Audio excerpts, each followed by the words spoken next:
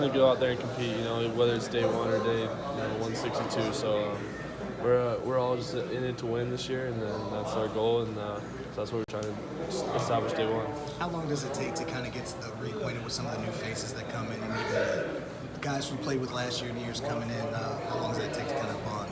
It's pretty smooth transaction. Like everybody's in the same, whether they're in a different clubhouse last year or whatnot, but we're all here now. So once you meet them for the first time and like what they do and once you're on the field, it's just we're all in blue together. So how much different is this year for you than last year with what you proved last year? You got to feel more confident going in. Feel more confident. Just know that I got my feet wet last year and just try to build off of it. I think we're all kind of building off the second half last year and how well we finished. Just a little bit more confident, just going in and expecting to win. Brad, did you catch that Sal yesterday said you called you the number one starter? Oh, no, I didn't know that. Oh, wow. That's probably an honor, but we got a lot of talent in this clubhouse, so, it's going to be a fun year. I guess it's not fully his decision either, right? Yeah. So, like I said, it's pretty cool to hear that, but, we got a lot of guys competing for spots, so it's going to be a fun spring, and I'm excited to be going.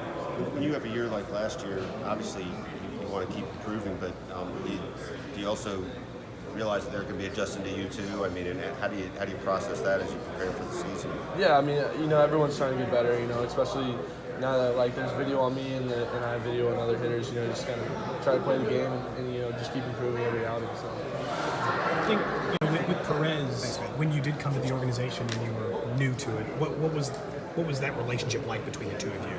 As far as how he helped you grow as a pitcher? Yeah, he helped me a ton. It's can't argue with how well he's done behind the plate with 5-6 Gold Gloves back there. So just knowing you had confidence behind the plate, he instilled a lot of confidence in me, and so just going through the preparation, everything, just kind of following what he's done in years past, and it's really helped me out a ton. I know it's you always have that confidence in yourself, but when you're floating between those teams and they're afraid, they don't put you on the 40-man and it opens you up to the Rule 5 draft.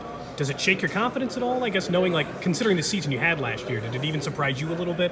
You were able to perform at such a high level? I didn't really try to think of it much like that. Just try to go out there and compete as much as I could. It was a little last thought or 2 off seasons ago whenever it all went down. A little hits my confidence a little bit. Just but it wasn't in my control. So. All I try to do is go out there and compete and try to win ball games, and brought it over here to the Royals and try to take off with it. Do you feel a kinship, like a kinship between the other Rule 5 guys? Because they got a couple more coming in this year. You reach out to them, or any part of that? Yeah, Is it a group? Yeah, basically, it's kind of funny how we always kind of migrate. During Fan Fest, we're all sitting on the same bench or sitting in the same table. It's just kind of funny how it all works out. But they're great guys, and Sam, I played with Sam with the D-back, so having a relationship already when he comes over, it's going to be pretty fun. So I'm excited. What kind of pitcher is Sam? What's up? What kind of pitcher is Sam? He's a big donkey. Throws it hard. He's a good dude too. So I'm excited to work with him. Was there a time last season where you sort of felt, I got this is a dumb way to put it, but where 3, 4, 5 starts where it was okay, I know this isn't just a start or two now. I feel a bit established.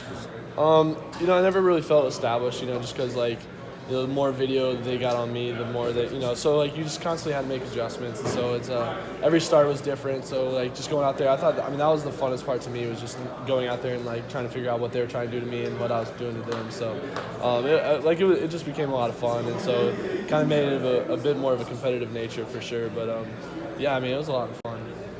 And would you embrace the idea of being the number one starter, or is that a little weird at this stage? Or yeah, it's way too early to understand that. I said, there's a lot of talent in this clubhouse, so yeah. So it's one of those things maybe I would assume you aspire to, but yeah, one day, hopefully. Junis just said he wants to work on his changeup to get better. Is there something you want to kind of add? Or yeah, the changeup as well. Last year I think I threw all of 20 the whole year.